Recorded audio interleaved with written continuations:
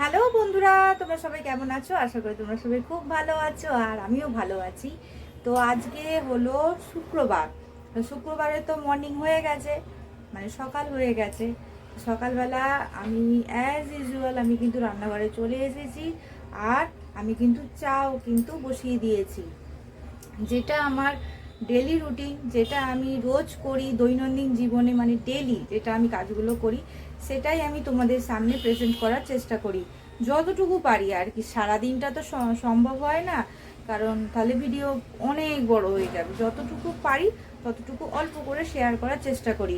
তো চলো, এখন আমি রান্নাঘরে চলে এসেছি।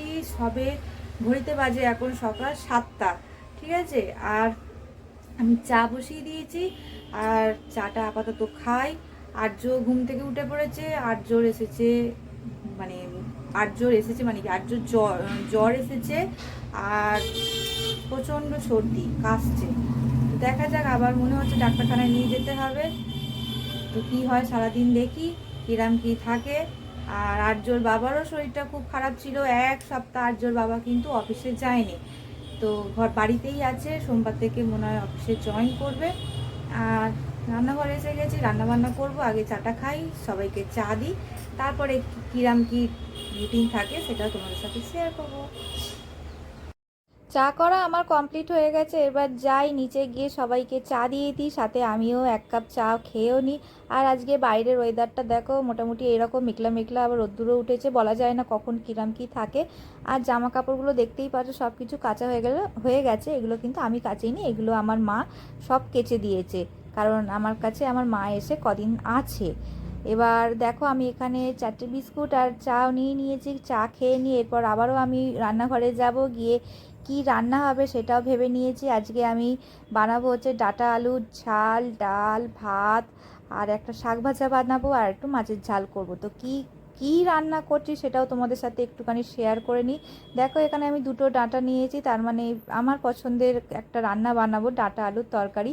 সেই জন্য ডাঁটাগুলোকে কেটে নিচ্ছি, কেটে নিয়ে আঁশগুলো ডাঁটার আর কি ছাড়িয়ে নিয়ে তরকারিটাও আমি বসিয়ে দেবো।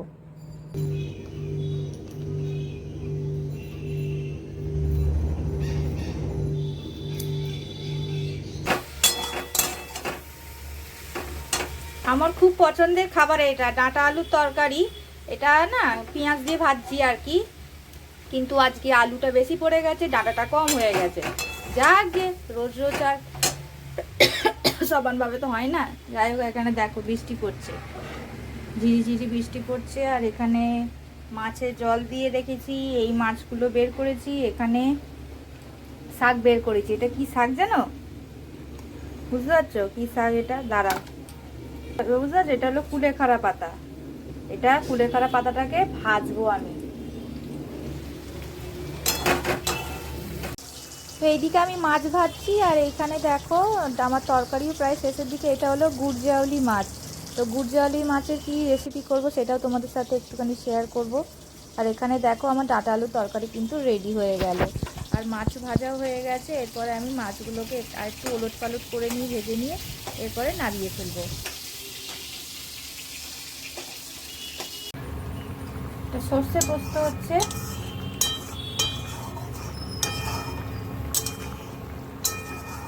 শাক ভাজা করব, এটা হচ্ছে কুলেখাড়া পাতা। কুলেখাড়া পাতা শাক ভাজা করব, তার জন্য দেখো এখানে বড়ির একটু অল্প করে ভেজে নিচ্ছি শুকনো খোলে, তারপরে সর্ষের তেল দেবো।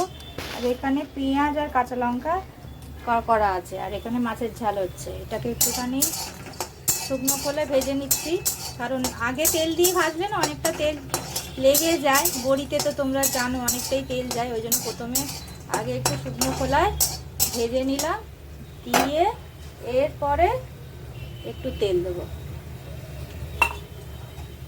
বুঝতে পারলে? এরপরে একটু তেল দিলে তাহলে তেলটা অল্প লাগে। দেখ আমার বড়িটা ভাজা ভাজা হয়ে গেছে, এরপরে আমি নামিয়ে নেবো। এখানে আমার গুড়জাউলি মাছের সর্ষে পোস্ত কিন্তু রেডি হয়ে গেছে। দেখতে ঠিক এরকম হয়েছে, আর ওপর থেকে দেখো অল্প করে একটুখানি কাঁচা সর্ষের তেলও ছড়িয়ে দিলাম। খেতে কিন্তু দারুণ হয়েছিল, কারণ আমি ভিডিওটার ভয়েস আমি পরে দিচ্ছি। তো যাই হোক, দেখো কেমন দেখতে হয়েছে অবশ্যই কিন্তু তোমরা কমেন্ট করে বলো। এরপরে আমি শাক ভাজটাকে প্রথমে পেঁয়াজ আর কাঁচা লঙ্কা তেলের মধ্যে ভেজে নিয়েছি।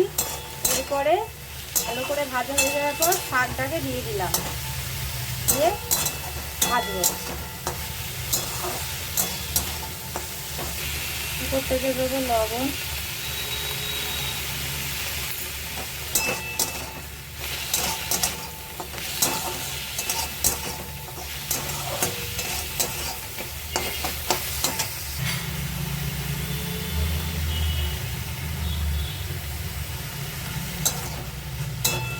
আগে এক্সট্রা কোনো জল দেব না, যা শাক থেকে যে জলটা বেরোবে সেটা দিয়েই শাকটা কিন্তু সেদ্ধ হয়ে যাবে, ভাজা হয়ে যাবে।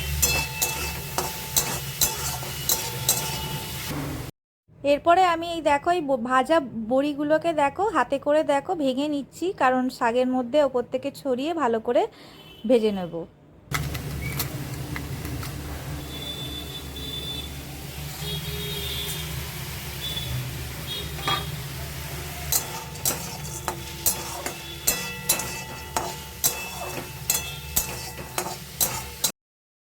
আমার কিন্তু কুলেখাড়া পাতার শাক ভাজা কিন্তু রেডি হয়ে গেল।